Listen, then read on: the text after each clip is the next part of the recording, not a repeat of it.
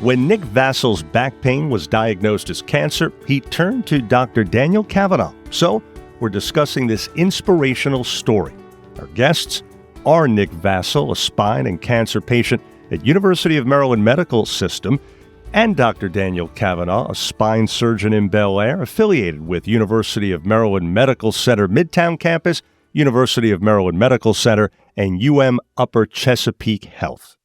This is the Live Greater podcast series, information for a healthier you, from the University of Maryland Medical System. Thanks for listening. I'm Joey Waller. Hi there, gentlemen. Thank you both for joining us. Thanks for having us, Joey. Thank you very much. Been looking forward to this for quite some time. Same here. So first for you, Nick, when did you first notice symptoms? What were they? And when did you seek help? That happens in September. The first pain that I had, I'm very active, so I was chainsawing trees and all the lifting and bending and everything else. It made sense that I just had some back pain. I've had pain before. So I was using a heating pad and over the counter in September, thinking that's all it really was, is a pulled muscle. Then everything else transpired after that.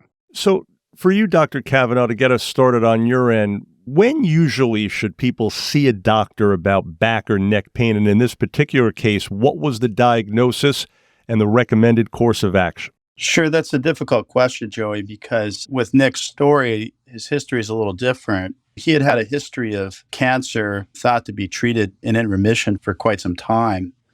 Obviously, most Americans develop back pain at some point in their life, and it's usually self-limited. When back pain gets to the point where you can't walk, you start having neurological issues, you have loss of bowel and bladder function. These are obviously very concerning symptoms that you should seek immediate medical care. And I believe that Mr. Vasil developed some of these symptoms, and I'll let him talk about what he had. Sure, Nick, you want to fill us in on that? Yes. Okay. Again, I went through the heating pad. That was not having a desired result. It normally would if I had just a pulled muscle, which I've had many times in my life. So then I went to see my family doctor. That was late October, and put me on a muscle relaxer, still thinking that was muscle related. But she also suggested I see someone in orthopedics, which I did, Dr. Roche. And once I visited with him, then it became a lot more evident that I had a more severe issue. He was able to bring up a scan that was done in September, just part of my regular checkups to make sure that nothing else was evident in my body. And he was able to isolate the one area and send me for an MRI. That was November 1st. So everything transpired very quickly, but I was starting to lose mobility. As Dr. Cavanaugh has said, once I get to that point and I was not able to be as mobile as I'd been before, then I started seeking professional help. And the doctor alluded to a cancer history. Can you briefly tell us about that? Yes. In 2020, I had a large mass attached to my left kidney. And again, no symptoms whatsoever other than urinating blood. But I, at that time, saw a different surgeon because it was relative to my other part of my body. And I had that cancer and my kidney removed robotically and was on a drug called Sutent for a year and a half to hopefully eliminate that part of the cancer, which it did. That's why Dr. Cavanaugh said it was in remission. So, yeah, that was actually more scary than this one because I lost so much weight. The writing was on the wall, what was happening to my body. But anyway, I was a cancer survivor. I made it through that. And so back to you, Dr. Cavanaugh. It sounds then as though Nick was far less concerned this latest go-around than that previous time that he just described. So now, I guess, same question again, now that we're filled in on further information. What was the diagnosis and the recommendation going forward from there? Yeah, so I think Nick, when he came to me, I think he came to the emergency department mainly because his back pain had become so intractable and severe. And more concerning was his inability to walk. I believe he lost his ability to ambulate. And if I recall, he may have had some loss of bladder function at that point, difficulty urinating. And when we got the imaging, when things kind of rapidly progressed in this situation, he had what appeared to be a cancerous lesion involving his spine. And that cancerous lesion was expanding out of the bone and causing severe compression on his spinal cord, which was the cause of his loss of his ability to walk and loss of bowel bladder function. Obviously, this is a case where back pain turns into something more than just a sprained muscle. Wow. And so how common, or as it were, uncommon is that in your experience? Well, that's a little difficult question to answer because as a spine surgeon at a university medical center, I take care of a lot of very complex spinal pathologies. So for me, this is something I see relatively routinely, but for the general population, this is a very uncommon phenomenon. And so what was the recommended course of treatment that you laid out at that point? Yeah, so given his neurological issues, loss of neurological function in his legs, loss of bowel and bladder function, there's a certain sense of urgency to this because with severe spinal cord compression, if that goes unaddressed, those neurological deficits can become permanent. So we had recommended an urgent surgery to not only stabilize the area in the spine, I believe it was at the T8 level, where he had the cancer invade the spine and fracture it. So the objective of surgery is not only to stabilize that fracture, but to decompress the spinal cord and remove the cancerous lesion in the spinal cord to give them the best chance to have a successful treatment after that. And so, Nick, something that you thought initially was not this big of a deal suddenly becomes just that. How are you feeling once you got this diagnosis and this plan of attack? Actually, at that point, when I realized that the first MRI showed that it definitely looked like it was cancer and I did have the compression, I was actually relieved that I didn't have to be transported someplace else. I was lucky in that respect to have that Dr. Cavanaugh available and willing to do that surgery, because at one point they were talking about transporting me to Baltimore campus, and who knows who I would have seen and what would have happened to me in the meantime. So relative to what pain and anguish I was going through, things aligned perfectly in my mind, okay? Had the perfect surgeon at the right time with the knowledge of what to do, and that's why I've been so positive about this case, which is, yes, it could have been a lot more detrimental to my overall health, but everything aligned almost perfectly at the right time. Well, timing is everything, of course, and this obviously a great example of that, Dr. Cavanaugh. So at that point, how quickly does your team formulate a specific plan and move forward? Yeah, I think we were able to get all the imaging we needed, all the medical workup we needed, and have him in the operating room the next morning to do the operation. And this type of operation is a fairly complex surgery. It involves placing screws and rods above and below the fractured bone, and then actually shaving away the bone, pushing on the spinal cord, and then replacing the entire vertebral body that was involved with cancer with essentially a prosthetic or a metal vertebral body to take its place. So it's a fairly sizable operation. And yet you were all ready to go the following day, you say? Yeah, we have a great team here, especially at Upper Chesapeake. Great oncology team, great medical team, great OR staff, and allows us to get to these issues fairly rapidly.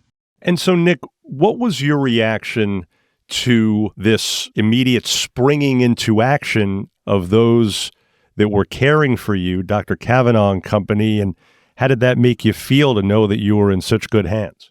Relieved, absolutely relieved. I figured just a day earlier in a different doctor's hands, arranging an MRI, and I needed assistance to walk to that office, and actually relieved, realizing that what was necessary is going to be done. So speaking of what was necessary, Doctor, what's your relationship to the Cancer Center team and the other departments at Upper Chesapeake Health and University of Maryland Medical Center? And in a nutshell, how would you describe to people how you all work together so well to provide this very crucial care? Yeah, I think these kind of complex problems definitely require multiple people with multiple different expertise to address this. So it takes the expertise of an oncologist to do medicinal oncology. It takes the expertise of a radiation oncologist to target things with postoperative radiation.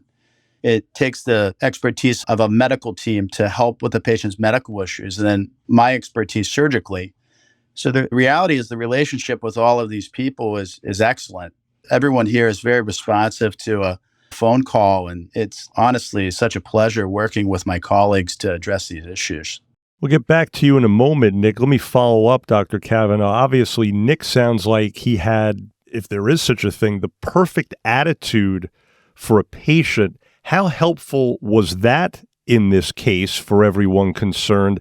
And in a case like this, what are some of the questions patients should have for doctors when diagnosed with something that's relatively out of the ordinary? Yeah, so that's two questions. So I'll answer the first. So Nick's attitude is among my patients one of the best that I've ever seen. He's such a positive individual, and I think he's very active and very motivated. And his motivation really plays a huge role in allowing him to recover so well as he's done postoperatively.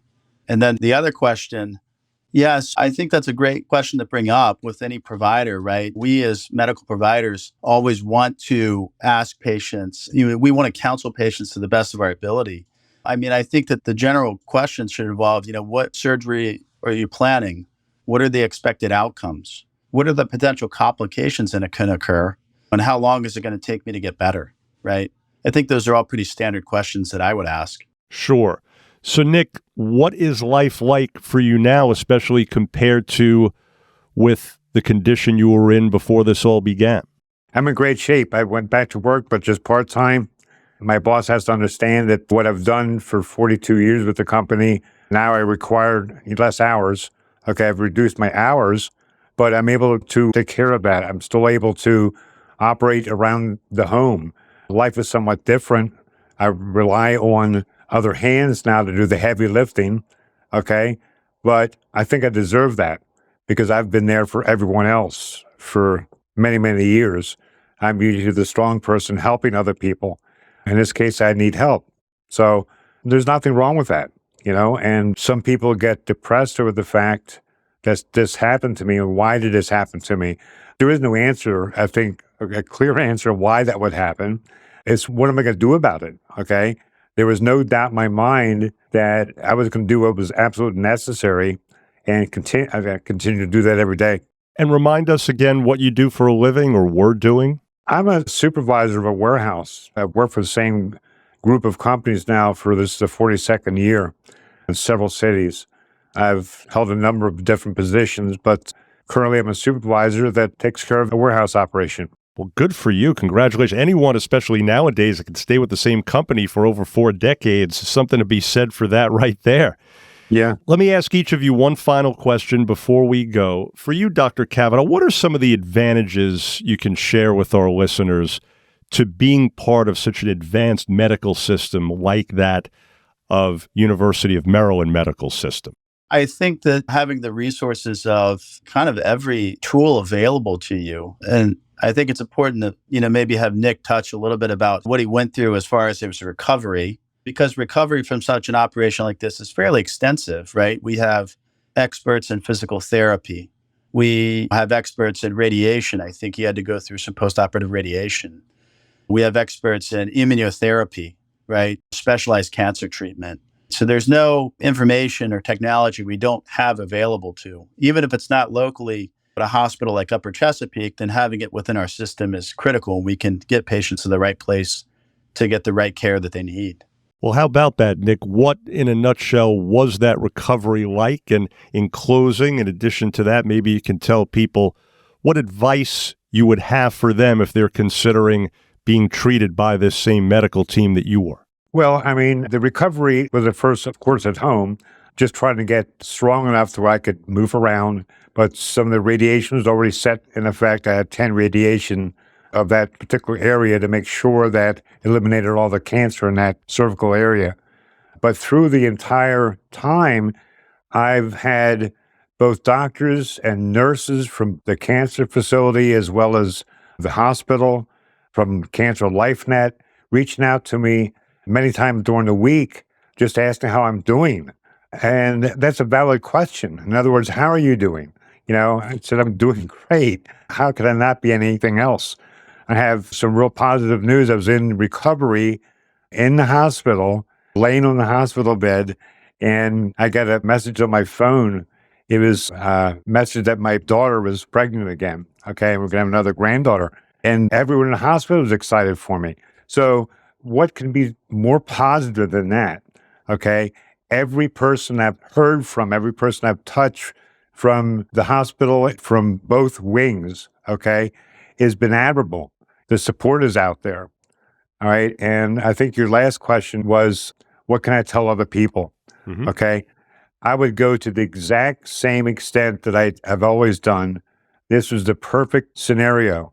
I already had an oncologist that I was working with because of my previous cancer. I was lucky enough to have the correct surgeon at the right time. But everyone else from Dr. Cavanaugh's team that reached out to me, saw me every day when I was in the hospital, everybody's been remarkable. It's a great facility, okay, for anyone with any concerns or any cancer whatsoever to go and be treated and be taken care of. I'm living proof today. Indeed you are. And so we all have a happy ending. This is certainly an example of that. We appreciate you both sharing this great story. Nick Vasil, congratulations on the new addition to the family and continued great health. Thanks for being with us. Thank you. And Dr. Daniel Cavanaugh, thanks again so much for sharing your part of the story and continued great work and success on your end as well. Of course. Thanks for having me. And you can find more shows just like this one at umms.org/podcast. Again, umms.org/podcast. Or go to the University of Maryland Medical System YouTube channel for content there as well. Now, if you found this podcast helpful, please do share it on your social media. And thanks again for listening to Live Greater, a health and wellness podcast brought to you by the University of Maryland Medical System. We look forward to you joining us again. Hoping your health is good health. I'm Joey Wallace.